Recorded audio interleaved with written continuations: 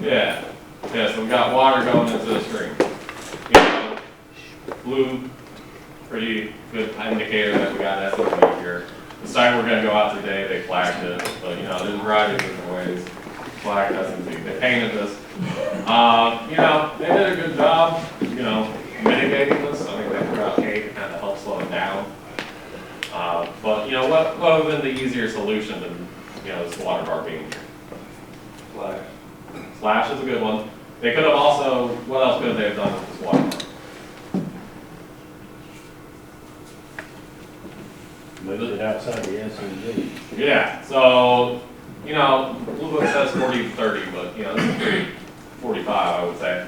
You know, you don't have to make them that steep of an angle. You can just kind of widen them out to help, you know, slow down that water so that, you know, instead of, you know, being the outlet here, they could have had the outlet outside of the SMC and then let that SMC do its job.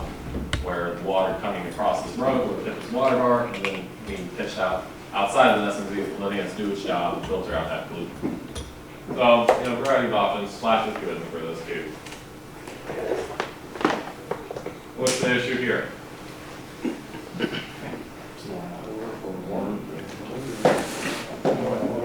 Yeah, no outlet, right? So there's no outlet here. Jamming. First deer hunter that goes across this. You blow it out. Yeah. Well, the do that. 3 days over here, you got a tire crack in the little hole. Oh yes, oh yeah. So this isn't ideal. We need some sort of outlet to help cause some drainage or facilitate some drainage on this water bar.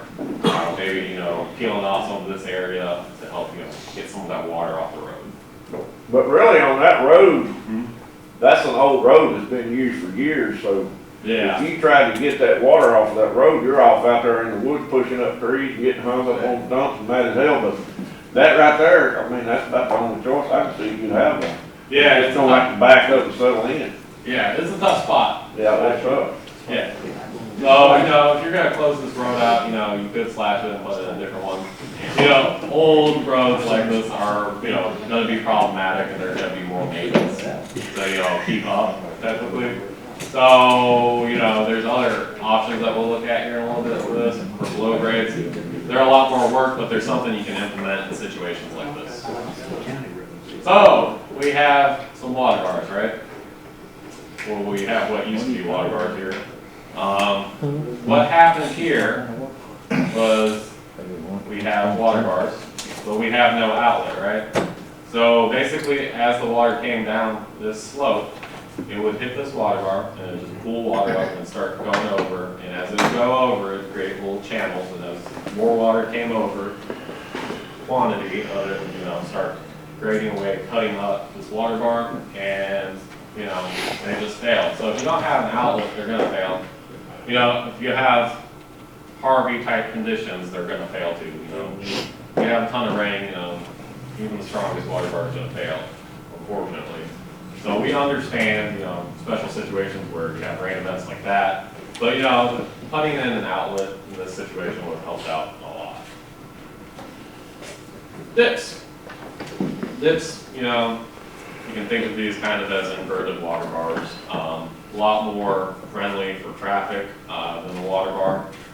You know, it's not an immediate 1 foot hump of dirt in the ground, stopping, or you know, stopping bar almost. What do they call it? Speed bump. It's not like a speed bump. So, you know, it's a lot more gradual. Instead of having that immediate bump, you got, you know, an area over 30, maybe 50 feet where this dump, or, you know, area can, you know, help get some of the water off the road. So you got, you know, your berm, and then you can armor it up with rocks, which is what they did here in this little diagram. But basically, it's just a reverse grade that helps fish some of that water off into the outlet. So again, we have another dip here. You know, here's the original grade. The water is going to come down, hit this inslope, and go throughout this outflow. So, you know, again, not that 1 foot berm. You got an area over 30 feet. And there's 2 specs in BMP Blue Book. You got rolling dips and you got broad-based dips. Rolling dips are going to be more used for your high slopes. Broad-based dips are, you know, gentle slopes. And here's a picture of it out in the woods. So, you know, a lot more friendly for traffic, obviously, a lot, you know, less maintenance, potentially, depending on your traffic load going across it. You know, water's gonna help be flowed out. Ground road.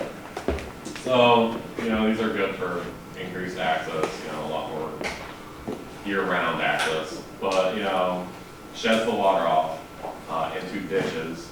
But, you know, as your crown road is still there, you know, it's good to still put on some BMPs on it, such as, you know, wing ditches. Because if the water is just going up and down on a ditch that's unimpeded, you know, it could eventually start undercutting your crown road here, going underneath it, shaving off some. So putting in some wing ditches would be a good idea on that to help, you know, strengthen the lifelong, you know, or the livelihood of that road. So this is a creative BMP. It's a check dam. And this guy, you know, put these up against a below grade road situation. So essentially, as the water, you know, you don't want to turn out wing ditches and go out into the woods. So he put these here. Obviously, a lot more work and a lot more maintenance. Below grade road situations are always tricky, but this is something he did for it. You know, it's a Merino mattress is what I've heard it sometimes referred to as. But you know, these rocks are, you know, they have some chicken wire or wire on it. And they're, you know, staked on the ground to kind of hold them in place so that they don't wash as quickly. But as the water comes down, it's going to be, you know, pitched towards this ditch, and it's going to slow down that water as it comes down this road, kind of helping slow down the erosion potential on that road. So it's something you can do if you can't turn out a wing ditch. Obviously, you know, you got to bring in outside resources, which is, you know, not ideal, but still a great situation.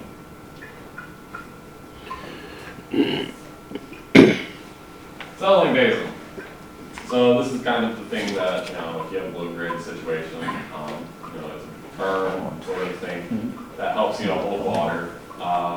You know, these can be helpful if you got that below grade situation again.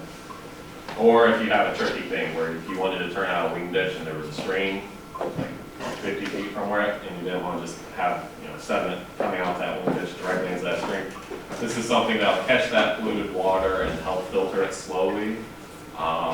You know, another situation you might have a landowner next to you that has a road directly down to a swing ditch that you're implementing, and you know you don't want your water on that ditch to roadway his road, so you know you just put in the settling basin. Something you can use here. It's revegetated, helping, you know, percolate that water a little more effectively over time. This is something they did here. And, you know, again, if you guys are doing BMP work and you're doing something creative and you want to try something, you know, we're always a call away and we like going out and checking out this stuff. So this was a creative guy out in Tyler County, and he put in these settling basins and he armored up the back with rock. These incidentally withstood the rainfall from Harvey, but you know, essentially they're, you know, just areas where you can put in a wing ditch that's, you know, more of a capturing area or retention off the water. You know, so vegetation or revegetation. You know, here, like I said, the last blue page in the blue book will have the revegetation chart on it. There's a variety of different grasses and forbs and all sorts of stuff in there. That chart will tell you different fertilizing rates for that, you know, particular grass. It will also point out planting times. It will tell you, you know, what you should plant with it. Different seasons, different shade tolerance for your grasses. Different grasses have shade tolerance, so if you put Bermuda or something here, or Bahia, you'd be less happy with, you know, some other grasses that are more shade tolerant. So, you know, these are aesthetically pleasing. You know, they increase drainage, helps flow off some water, or, you know, move water into the soil a little more effectively. You know, again, the shade tolerance is, you know, depending on what you plant out there. But, you know, it's aesthetically pleasing. Pretty stuff. You know, here we have a road that's been grassed. Something that, you know, if you have a shade intolerant grass, you might take off some of the trees on the side here, called daylighting. And if you remove those trees, you get more light to your grass, but you're also getting more sun and potentially more air movement in there, which will help dry up the road quicker, gain better access year round. And then, you know, added bonus of grass is it's good for different critters out in the woods. So we have cows that are grazing. You know, you might incorporate, you know, re-veget or food plots on old skid trails potentially. A variety of options you can do with re-vegging the area. Slash, right? So your wood that you're pulling off the stand, you know, that's predominantly the wood part you're actually pulling off is essentially carbon. There's other stuff too, but it's just carbon. A lot of your nutrients and stuff that are actually used by the tree are going to be in your needles and your fine branches and your root hairs. So your roots got a lot of that, your branches. So if you incorporate slasher, helping restore some of the nutrients that were on the stand back to the stand. So it's kind of like fertilizing a little bit. On top of this, you know, same thing with grass. Is, you know, the raindrops hit this slash, it's going to slow down the rain and remove the potential for displacement as the rain hits the soil, reducing that velocity, and then, you know, it'll help to kind of spread it out. So I like slash. I think it's great. You know, it's free. It's out there on stand, so if you utilize it, you know, it's great. And then, you know, something to consider with slash. You know, you might think about lasagna in it a little bit, because if you put down just really big, coarse slash, the water sometimes can go underneath it and start undercutting on it. So if you put down some fine stuff first, it'll help reduce the potential for the water to go underneath the slash and, you know, undercut it. So if you can put down some fine stuff and you put down some coarse stuff, it's a little more ideal for, you know, reducing the potential for that to wash. And it's a great deterrent, right? So keeps people out that you don't want to mess up their GMP work. So if you put down some slash, you know, you can keep those hunters out, or, you know, discourage them from going down skid trails you might utilize, and, you know, that sort of thing. So slash is great, but, you know, something you can utilize, especially if you're closing out something like a, you know, stream crossing or old skid trail. Here we got slash, you know, up in here, this SMG area. Basically, as the water comes down, it's going to hit this slash and help filter it a little extra, armor it up some. So it's good stuff. And, you know, we live in the south, so it's hot and humid here, so stuff breaks down really quickly. So, you know, the slash will be gone in a couple of years, and as it comes down, in a couple of years, you'll have new vegetation start to come up over time. So, you know, circle of life with slash. Kind of nice that way, but, you know, we got slash on the down road here. Good stuff.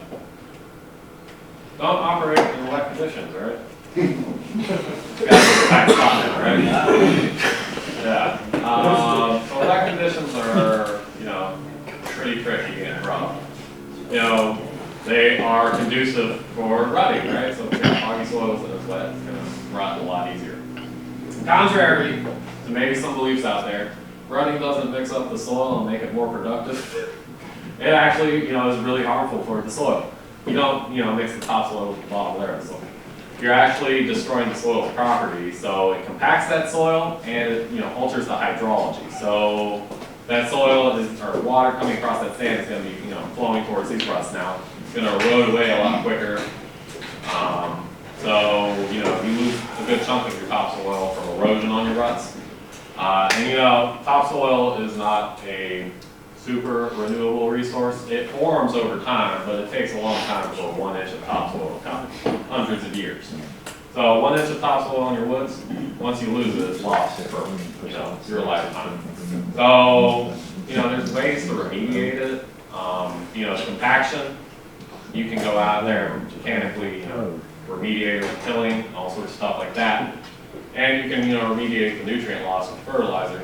So that's money, right? When you could have just avoided it in the running. So you can do that, but, you know, there's some more ruts. Aesthetically, not the most pleasing.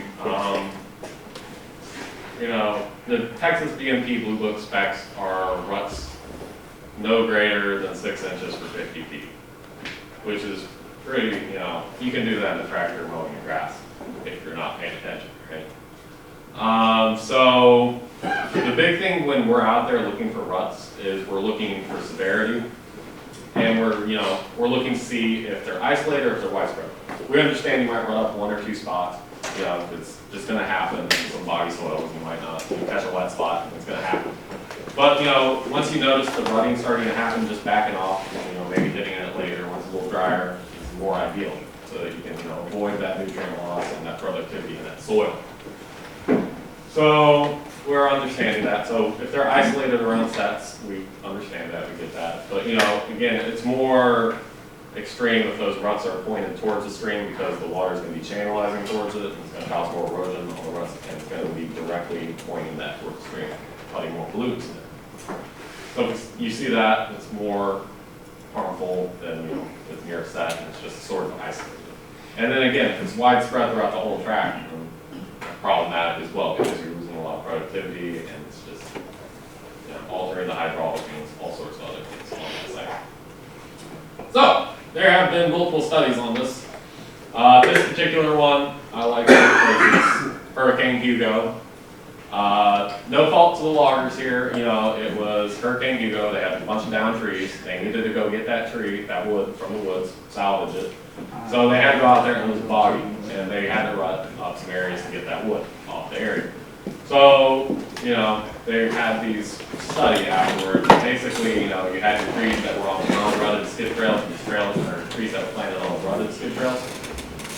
And, substantial loss of productivity there, right? This was after 2 years of growth. And basically, you had your trees that were on the non-rutted skidding trails were about 2 times in height and about twice as big in diameter.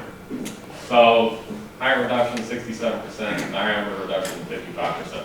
And they went even further in this, and they did some trials to remediate it. So they did the tilling and the plowing and bedding, all the mechanical stuff. But even when they did all that, the growth still wasn't the same as the non-rutted site. So even after they did all that mechanical prep and they did all that fertilizing, they still didn't capture the same level of growth. So rutting is harmful, and to remediate it, it's costly, and it's just not ideal. That ground out there though, where that was at, was extremely wet too. Yes, sir. I mean, it was like basically swampland. Yeah.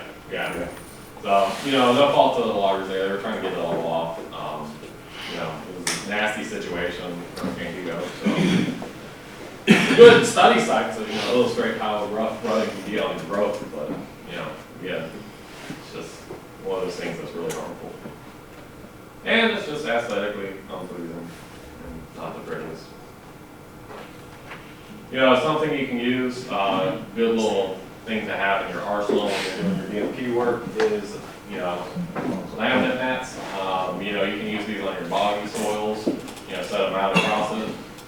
The idea is that, the weight of your machinery is displaced along these mats so that they aren't, causing ruts or displacing just their weight on their wheels. So these are a good, thing to have with you if you have them. They can also be utilized for other things such as stream crossings. So these can be a good thing to go for tricky situations. Can I give a commercial break real quick? Yes, sir. If any of you guys are on wet ground, anybody on wet ground right now? Sterling over on 69 South, they rent a lot of their mats out to pipeline and highline people. They had over 40,000 mats, and there's several of them that were damaged, and they were grinding some of them up.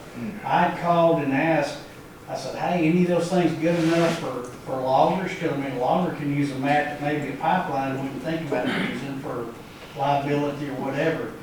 But they were selling some at $100 a truckload. If they have any left, I've got some phone numbers. Y'all can just talk to me later. But if y'all are looking for some mats, I had some.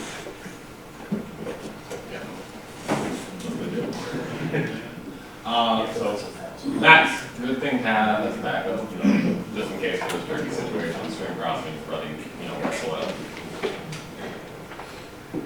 So, what is the most commonly used word or acronym in the DMP movement? SMZ. Yes, exactly. So SMZ is the most commonly used word in the DMP movement by far. There's other stuff in here, water, erosion, but there's big emphasis on SMZs in the Blue Book itself. And that's because SMZs are arguably one of like the most beneficial DMPs you can actually implement, conserve and protect and manage. Because SMZs do all sorts of good things, ecologically, economically, and society-wise. So ecologically, they stabilize stream banks, they provide habitat for wildlife, they're good corridors for, stuff we like, such as here, but they're also good corridors for stuff such as wild pigs. But, overall they are beneficial for our wildlife, birds, all sorts of stuff. They help maintain diversity, your SMZs are going to be your area where you'll have more hardwood components, so you have mass production in there, you can have, an array of different herbaceous species in there. But ecologically, they're really beneficial. Economically, the SMZs have a special tax bracket outside of just the timber tax. So they provide property tax relief. They have increased property value. They're aesthetically pleasing. Landowners like to have them. And then society-wise, they provide that filter that catches the sediment fluids from overland flow before it enters the stream. And they provide that shade that keeps that water temperature in balance so that it's not reducing salt oxygen or reducing other water quality parameters. So arguably one of the most beneficial DMPs we have. And there are three types of streams we have, right? So the first stream for SMZs we have perennials. Perennials, by definition, flow 90% of the year. Which you can think of something that like Angelina River or Wilnana Creek if you know Wilnana. That's a perennial. It holds water, good chunk of the year. It might dry up in some extreme weather conditions if it's just the right time of weather. Then we have intermittents, which flow 30 to 90% of the year. These are our streams that dry up in the summer months or the dry periods and then flow heavily during the wetter months in the winter. And then, these have specs in the BMP Blue Book for a 50-foot buffer strip on either side of the bank, starting at the bank. And then a 50-foot per area, acre table area. So, these are the specs for them. These are, streams that hold a lot of water, so they need, armoring to help protect them. These are also streams that are part of the waters of the U.S. That's why they have extra, protection zone. The ephemerals, that's our third stream. Ephemerals flow less than 30%. You'll typically see them flow in water after a rain event. It's a good indication that it might be an ephemeral. If it flows immediately after a rain event, and then after a couple days, it's not flowing anymore. And we'll look at some indicators here in a little bit. But, specifications, operator's best judgment. It's important to leave something on an ephemeral. It doesn't have to be armored up to the same standards that other SMZs or intermittents are at. So leaving something there, such as here, where they left a little stringer of trees, is really beneficial because if you don't protect it, then you can have erosion start occurring on that stream where it'll start forming a channel. And if it starts forming that channel, it's going to act more like an intermittent stream and it's going to require extra protection. And then you're also losing extra land that was in production. So where this ephemeral was at, if it was cut here, you'd have erosion start forming here. So you're losing land that was in production if you don't protect your ephemerals. So leaving something is best for your ephemerals, especially around the head of the animal. So, how many of you get out in the woods and then you're tiptoeing around the idea, you don't know what the percent flow of the stream is. And you're not entirely sure, whether or not you got to treat this like ephemeral or intermittent perennial. So let's look at some things that will help you ID your stream and classify it. First off, weather. Current weather will always help you. If it's been raining and that stream is flowing directly after rain, it could be any stream, but if it stops flowing a couple days after that rain event, there's a good chance that it's an ephemeral drain, right? So that will help you indicate what type of stream it is, current weather conditions. Leaf litter. Leaf litter is another good indication of what type of stream it is. If you have a high amount of leaf litter in your stream that isn't moving, that's just caked on there, that's an indication that there's not a whole lot of water going across that stream. moving that, leaf litter. So that can be an indication that it's more of an ephemeral stream. If there's no leaf litter in that stream, or if there's leaf litter in there that's translucent and breaking down, that can be an indication that it's more of an intermittent or perennial. Soil. Soil. If you're gonna go into the soil, something around streams that you'll see with the soil immediately under it is mottling. Mottling is this discoloration, where you have some red spots and some gray spots. So this is due to the iron in the soil and the flooding, being in anaerobic conditions. So this means that stream, holds water and will be, causing the soil to be reducing the iron and then, oxidizing the iron, which causes discoloration and splotchiness in the soil. So soil can be a good indicator. Your intermittent perennial streams will have mottling present or just more glazed soils, whereas your ephemerals will typically not. So if you got mottling, it's a good indication that it needs that extra protection. Vegetation. So vegetation, right? Different vegetation is more conducive for wet areas. We got our giant cane here, likes wet areas, dwarf palmetto, wet areas. But on top of this, if you got moss in the stream, that can also be a great indicator that it is more of an intermittent or perennial that holds water and can support that vegetation around it. Just a side note, trash. Trash, when we're out looking for trash, we're looking for logger-specific trash. So if we see a honey bun wrapper outside, we might scratch our head. It's gonna be hard to see outside Miami and points that we had it. So it's got to be something specific to a logger. It's got to be oil jugs that we're looking for, old skidder tires. If we see that stuff, that's a problem. Here, it's probably old landowners trash. Not a big deal. It'd be better if it wasn't there, but as far as you guys with BMPs, just making sure that you take your trash home with you that you bring out there. Wildlife. It's a pretty clear and easy indication of what type of stream it is. If it's holding water, especially fish, it's definitely an intermittent or perennial. If you got, water moccasin, then they hang around more water areas, so it won't typically be around an ephemeral drain. Geomorphology. So, this is the more water going across the stream will eventually cause this stream to wind like this, or be sinuous, like that. So this sinuosity is, conducive for more water flow because there might be obstructions and the water will flow around the obstruction, causing it to start winding. And this happens in nature all the time. This is naturally occurring, and if it holds a lot of water, this will happen a lot more frequently. Topography also influences, but we live in flat areas, so sinuosity happens pretty readily here with our streams. And if you ever have a hard time with that word, just think about this winding thing, and then sinuosity. But geomorphology happens. This is a picture of Iowa, some overland, stream that they showed in the 1930s, some aerial footage where they channelized it for this ag land, and then they just let it go. Streams naturally want to do this, especially if they hold a lot of water. Your ephemerals are going to be straight for the most part. They might have some winding, but they're going to be straight because they're just going to be conveying that water to the next water source downstream. So as you can see here, when they let it go, it started winding again.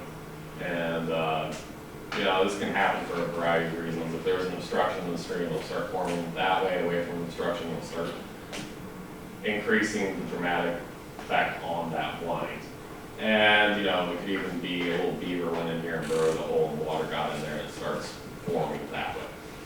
Streams naturally do this, and a lot of streams are going this way because it helps a variety of different things, such as flood water, things of that nature. So you see this a lot.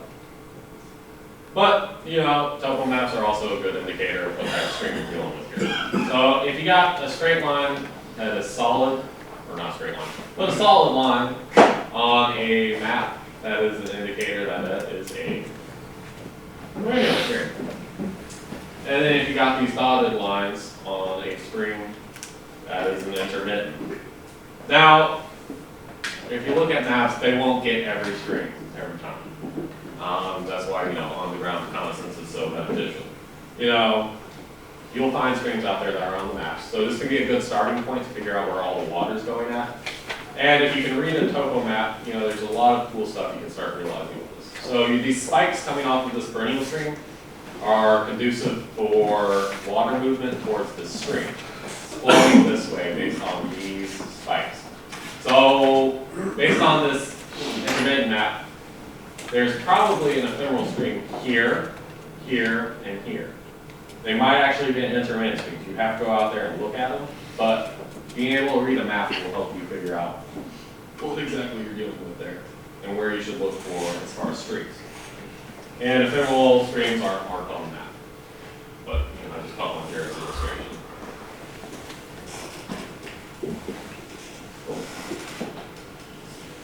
All right, let's ID some streams. What kind of stream do we got here? We got perennial, intermittent, or ephemeral? Yeah, okay, so this is a perennial, and this is looking towards Logansport in Louisiana. What do we got here? Yeah, perennial. Why do you think it's perennial? Holds water. What do we got going on here? Moss. What do we have? The fancy word? Yeah, so we got sinuosity, water, moss, really good indicators. There's no leaf litter in here. I'm not sure about the current weather conditions when this picture was taken. There's a variety of things here that point towards perennial immediately. So this is Davy Crockett National Forest off of the trail. How about here? It's rained 2 days before this. What is this stream? Perennial. This one right here. So, what makes you think it's an intermittent? 2 days after a rain event. So yeah, we got a lot of leaves in it, which could be an indicator that it doesn't hold a lot of water. If there's more leaves in it, then there's less water pushing those leaves downstream and channelizing them. So I think you have a strong case here for an ephemeral because there's the amount of leaf litter here. Along with that, the current weather conditions, but on top of that, we don't have a channel or that same velocity pattern happening right here. Whereas further down here, you might have, an introduction of an intermittent. Streams turn into ephemerals, and those ephemerals drain into intermittent or perennial streams, so they transition. So over here, strong case for an ephemeral. Over here, strong case for potentially an intermittent spectral protection net. How about here? What do we got? Yeah. Anybody disagree? Yeah, I definitely say you got a strong case for an intermittent here. This could be a perennial. I don't know the weather conditions before this. Maybe it was bone dry for months before this, and it dried up that perennial. Perennials can dry out, but if it's not flowing, which can be an indicator that it might flow only that 30 to 60% of the year. And then on top of this, we got channel, which is conducive for intermittent vegetation. Lack of leaf litter, and the leaf litter that is in there, is sparse. Obviously moves when the water comes through. So good case for an intermittent here.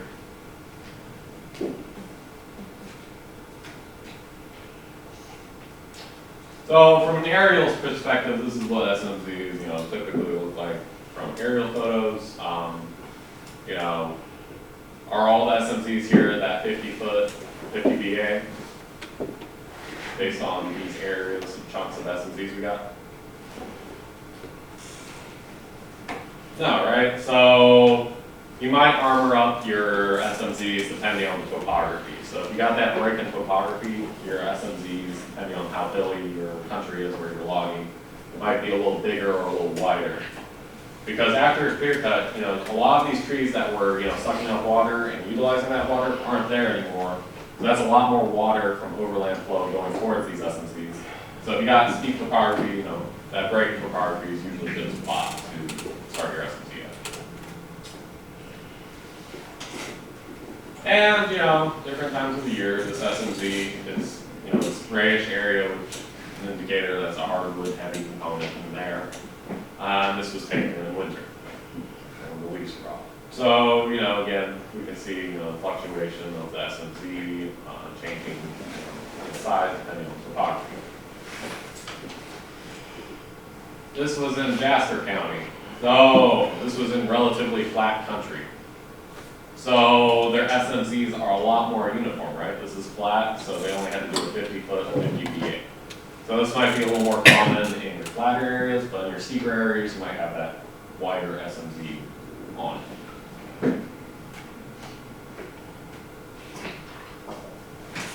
What's this? These swags. Old River Channel. Old River Channel, that's good potential there. This also could be an area where we have some wetland situation happening, right? So if you see these on area maps, typically you're going to see maybe an Old River Channel or a wetland is pretty common. On topo maps, you'll see them do this swag type thing going across the map. Flat areas where you know a lot of water pools. So this could be something commonly seen for SMZs in wetland type areas. So we have our perennial or intermittent stream. And we are going to cut and leave our SMZ. So starting from the bank here, you go 50 feet out for an intermittent or perennial. So, not a big fan of this diagram here, but you know, it's 100 feet technically, right, on either side. So if this stream was 10 feet wide, your whole SMZ would be 110 feet, right, because each stream would be 10 feet. So you'd have from one edge of the SMZ to the other, 110. But you know, you want to leave 50 feet starting at that bank, not at the middle of the channel or anything like that. So, what's the SMZ total length on this one? We got 35-foot stream and a 50-foot SMZ on either side. 135. Yep.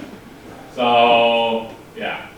And you want to make sure that you know you got it on both sides and evenly distributed, because you know the SMZ is kind of like shaving your sideburns. You know, it makes sense that you might take a little more in some situations, but you know, gauging yourself and realizing that you might take a little more in some areas, and then backing off and adjusting as necessary is important. So evenly distributed. You understand, you know, that it's not going to be that way in every situation, and that you know there might be some pockets where it might have gotten away from you, but you know, evenly distributed, and then you know 50 feet on each side.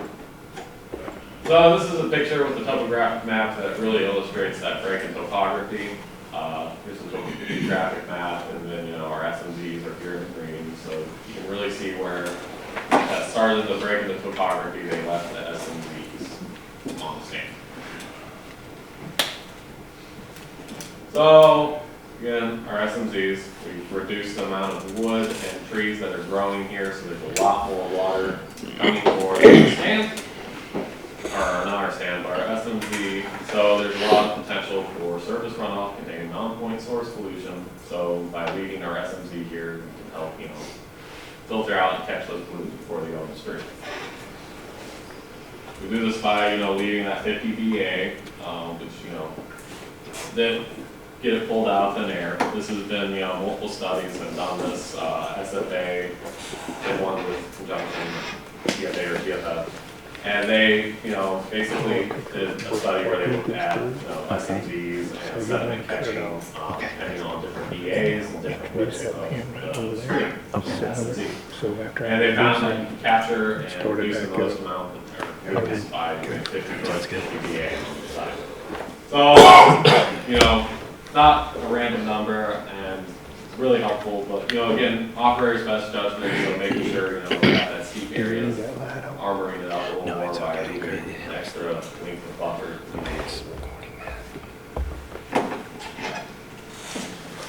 We want to minimize harvesting on the stream bank as much as possible. You know, those are, you know, areas where the soil is going to be wet, so your potential for rutting those areas is going to be increased.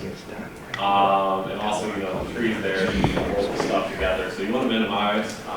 You understand that you're going to harvest a couple here and there, but being careful while you're out there harvesting so that you don't put ruts directly going into the stream. And then again, you want to locate your roads outside of the SMZ because your roads, you know, are areas where you have heavy disturbance and compaction. So if they're in the SMZ, they're obviously not going to let that SMZ do its job. It's not going to be able to filter that water as effectively. It's going to reduce that spongy soil in there. And then for your landings, you want to locate them an additional 50 feet outside of the SMZ. You know, your landings, you highly disturbed area. You know, you got your equipment out there, so if something spills or something happens, you have that additional area between the SMZ and the landing to let it filter out before it hits that SMZ, giving it some extra time to work and filter it out before it actually gets near the street. So you want to locate it at least 50 feet from the SMZ. And then, again, you want to locate your water control structures outside the SMZ. So here we have a water bar and movement outside of the SMZ so that it's not pitching off that, you know, water coming off this road and sediment into the stream itself. Ensuring that the structure is, you know, discharged outside. So questions, comments, and concerns? Again, we are a phone call away from you guys, same time zone, and we like being out in the field. Anytime out of the office is a good day. So we really do like being out there, and we're on the same team. We're trying to make sure that we keep, you know, B&P's non-regulatory benefits, you know, our private landowners, us, and you guys, so we like to work, you know, in conjunction. So if there's anything you're curious about B&P wise, we are here for you guys completely, and we love going out there and checking it out. So, yeah. Any questions, comments?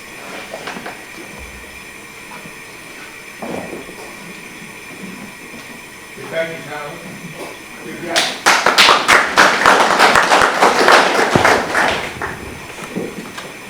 Okay, so we're going to have another drawing, and then we'll take another.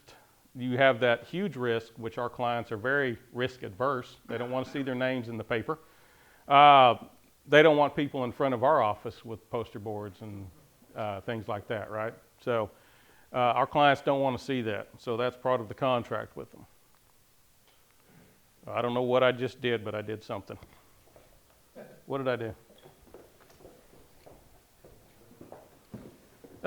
I did something again, and it worked. It's amazing. Back to the dumb old forester remark I said, yeah, I just proved it, right? Let's see. Yeah, we got those. Social license. What does that mean? Sorry, I'm out of hats. Because you would get this when you deserve like a handful of hats. What's social license? Just to be accepted by society, more or less. Yep. I had to look it up. Definition refers to the ongoing acceptance of a company or industry standard business practices and operating procedures by its employees, stakeholders, and the general public. Believe it or not, you, as contractors working on the property, you are a stakeholder. So it's basically how you're perceived, exactly what you said. What does the public think about what you do? If generally the public doesn't like what you do, guess what's going to happen? You're not going to be in business long, to be honest with you. Right. So this is one I've struggled with my whole career. It's like I'm a big, especially in the state of Texas, I love the state of Texas. I'm not from Texas, but I've been adopted because I married a Texas girl. So I love being here because it's really a very, the state's very much about landowners' rights and personal rights. And I love that about this state. You get in some other states, it's not so much. But this right here kind of flies in the face of that. You know, you don't like what your neighbor's doing, so you get on the board of the city or whatever, and you get that stopped or something like that. So things like that happen. This is the world we have to work in, and it is a real thing. I didn't believe it when I was young, but believe me, it's a real thing. I've seen companies go out of business because they didn't pay attention to this. Sometimes it's difficult to understand, which speaks to me mostly. And it's ever changing. That's the other part that's really kind of scary about it. It's not static. It's not like, okay, well, here's the rules. Another generation comes along, ooh, the rules changed completely.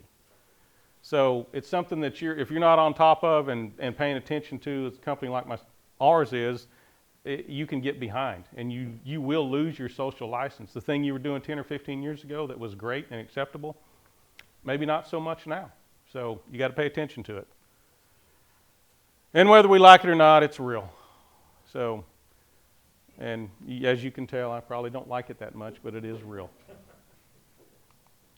Stewardship is good business. This is something that one of our upper-ups, I call them, managing directors, whatever his title was, he started saying this a few years ago, and it took me a little bit while to understand it, but I've kind of really bought into it. It's really about, I think somebody said it earlier, about taking care of what we have for our future, for our kids. You know, that's important to me. I got 3 kids growing up in this world. And I want them to grow up in a good world where they can drink the water, where they can swim in the water, where they don't have to look up on a list, oh, I can't get in that creek, right? Because I'm going to catch something. So, investors, one of our primary focuses, of course, because of what our business is, we worry about investors. They give us money to invest for them. If we're not doing a good job, they're not going to give us money. And their focus is shifting. It all, 10 years ago, what was it about? What do you think they were concerned about? And the only thing they were concerned about, you're saying it? Making money. Making money. I won't say all of them were that way, but most of the ones we dealt with, what's my return? We're risk adverse, but I still want my 5.5% return. If you're not giving me 5.5%, do what? So slick. And we go back to my ever-changing earlier, right? Ever-changing. Yes. The good old days, as I like to call them. Rut and gut, slick it, get it, and haul it to the mill, right? Well, y'all heard of IKEA? You know who IKEA is? Sell a lot of furniture? They just bought a bunch of land around here too. Why'd they buy it? They claim they're gonna make their own furniture out of it, but who believes? Why'd they really buy it? I don't know. No, it wasn't to make money. That's the weird part. Yeah. It's not. Now, believe me, people still look at their returns. I don't think that's ever going to go. Well, I wouldn't say it has gone away in some areas. They bought it to be green. They bought that for their carbon footprint. That's why they bought that property. Well, they buy 60, 70,000 acres Yeah. of Jasper, Newton County. Yeah. Something in a big block down around Houston, a bunch down there too. Yep. So this company is investing in property to have a good social culture. Exactly. That's it. That is the reason they're investing in the property. Now, believe me, they look at their return sheet, but it's not the number one priority. I know for a fact. So they probably done that because what IKEA makes furniture out of lumber, so they bought this and say, look, we're. You see that connection, you think, well, that's an easy connection. But it's more that they are producing something and using fossil fuels and have a negative carbon footprint on plants and stores, and they want to change that. They want to have a negative carbon footprint. That gets really complicated. I don't really fully understand all of that goes into it. Yeah. Yeah. So, MEAG, they buy property. Get into who they are, but they buy property. They're worried about their return, but they're also worried about their social, I can't talk about that. It's an investment group, a German investment group. And you'll see that the wave of this is coming from the Netherlands, Europe, much more, I won't say advanced, but farther along in this type of thinking than, say, American businesses. But these guys, and there's more of them, this just evolved, they invest not necessarily for the return on the investment, not for the money. So it's changing. It's making money somewhere else using this. They want to be green. They want to be able to say, hey, IKEA, if you look at their stuff, you look at their commercials and you look at what they're about, they really want to be a socially responsible corporation, and they believe at their core that they need to be green and be able to promote that. So this is why they're investing nowadays. It's not always about return. Monetary returns are not driving all the decisions, which is different. I mean, that's a 180 from 10, 15 years ago, guys. So It is a different world. Here's my stream crossing. Don't do that. I do have, let's see, how much time have I got? I can't see anything without my glasses because I'm old. All right. That was really all I wanted to talk about. I know I was supposed to talk about stream crossings a little bit, but you're going to cover that in the field this afternoon. So I really wanted to kind of give y'all a little bit different perspective and introduce some things that maybe you just don't think about every day from a TMO's perspective of why we're doing some of the things that y'all look back and go, God, that's the dumbest thing I've ever heard of. And I'm sitting there with you going, that's the dumbest thing I've ever heard of. But because of some of the things I've listed, that's where we're at. And at the end of the day, it may sound dumb to me and you, but when you go up the different layers, you start to understand why it's like that. It's not, we're getting to the point in the culture now where it's not always about the return. So some of the things we do, okay, well, we can leave a few more trees in that SMZ. We can leave that vertical structure standing out there in the clear cut normally that, you can leave a live tree out there where maybe we used to not do that. And things like that are why, that's why we do some of the things we do. Yes, sir. You mentioned those German companies, European companies, they're buying our land. That's what you're telling me. Oh, yeah. Oh, believe me, China's light years. China owns a large chunk of the U.S. But I didn't know they. China's invested in real estate in cities. These companies are investing in country real estate for the social impact. And they're investors. IKEA isn't a company, but the MIAG group, they're groups of investors. IKEA's got another company called, what is it?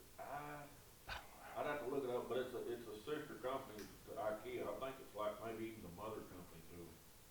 And I can't remember the name of it. It's in a lot of the last 5 years, it's just really been interesting because the whole, it's not just something. I don't think it's a whim. It is really the whole investing models have changed, and we deal with that? We struggle with that because it was easy for us at one point. We're trying to model a return on investment.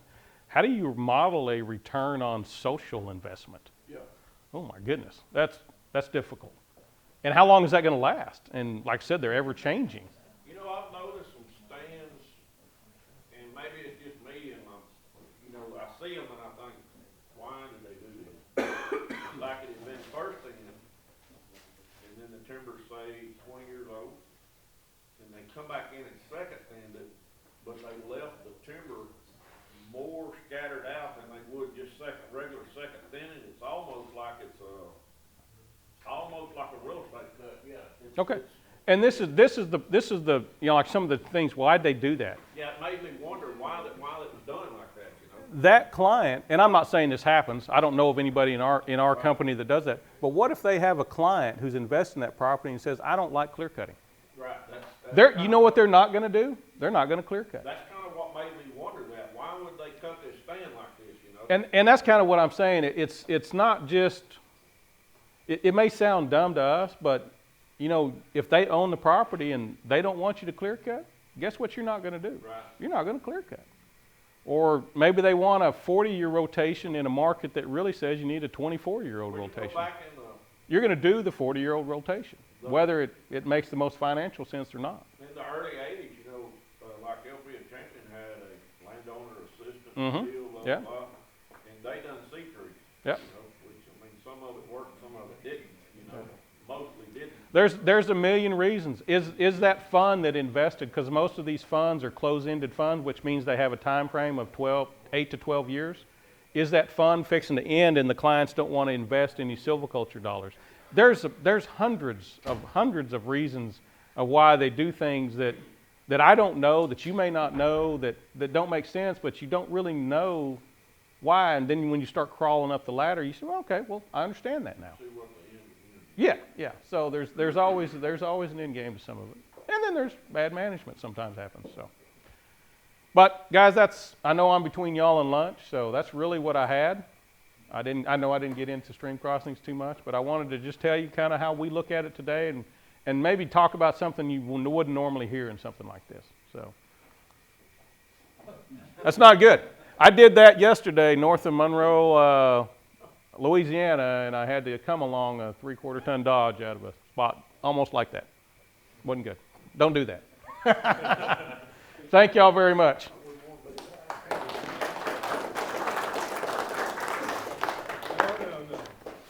Okay, I'm gonna give away another gift here. And, come back. 4066. 066. Appreciate it. Thank you, sir. Do you know who's going up next? I actually think they have lunch and then they go. Oh, okay, awesome. Okay, guys, we're gonna break for lunch. I'm gonna put some more cookies out there that you haven't seen before. And, but if you will, go out to the store to the right, turn around, and come in the kitchen this way, you can. The slash right there, good for armoring it up. You know, still, you know, for the size area we crossed here to get this much wood, I mean, it's kind of, you know, it's a slight slight amount of wood for a crossing, but, you know, overall it's not a big heartburn, but, you know, if you could have avoided it, that would have been more ideal, because it's still going to impact your water quality. How would they have taken it out? Which way would they have gone to get it out of here then? I'm not sure, that's the thing. Oh, I thought you had an alternative route. Not too much in mind. I mean, there's the road there, but there's a big dip there, so I understand why they crossed. But yeah, I mean, it's just tough in here with, you know, this small patch that they took out. It's a tricky site, and particularly in here. So I understand, but you know, we got another. So this stream crossing's armored up here, and we can, you know, if you want to look at it, it's over here, and it's got the slash on. The aerial imagery for this area for Google Earth got updated in October, and they hadn't cut this area yet. So this area got cut pretty recently, sometime in between October and now. So it's pretty fresh. You know, like I said, that Google Earth tool is really good for just getting a good image view on what's here. And again, you can look at the historical imagery. So this area got cut in '96, this particular one, and replanted in '97. Because you can go back in time with Google Earth and check out all the imagery. So we're gonna go up this hill and look at some road work. There's a set up there. There's a surprise at the end of the set, the crescendo. And we'll talk about that once we get up there. But you know, as we're walking up this hill, you know, take a look at the water bars and the wing ditches. There's some good ones, and then there's one that we'll talk about up there. But you know, essentially, going up the hill, you can do the hand-eye level method, and you'll see that the water bars are spaced accordingly where they're supposed to be. And you know, they're holding up pretty good after some recent rains, and functioning how they should be since they have that outlet for water. So as we're walking up, you know, take notice of the BMPs in place. And if you guys got any questions as we're going up, you know, feel free to holler and I'll answer as we go up. My idea, this is my, idea, maybe moving it back a smidge and then doing an outlet there and then maybe packing that with some slash to kind of help slow it down so it doesn't erode as quickly going down the hill. Maybe that could have been a solution. Does anybody have anything else they would suggest or maybe have done? Yeah. So you need an outlet or you will start to have erosion form, right? So, if you got a tricky situation like this, and you don't want that wing ditch dumping immediately and eroding way down the hill, packing it with slash is something you could have done here. Yep. All right. Well, that was the last spot on my tour.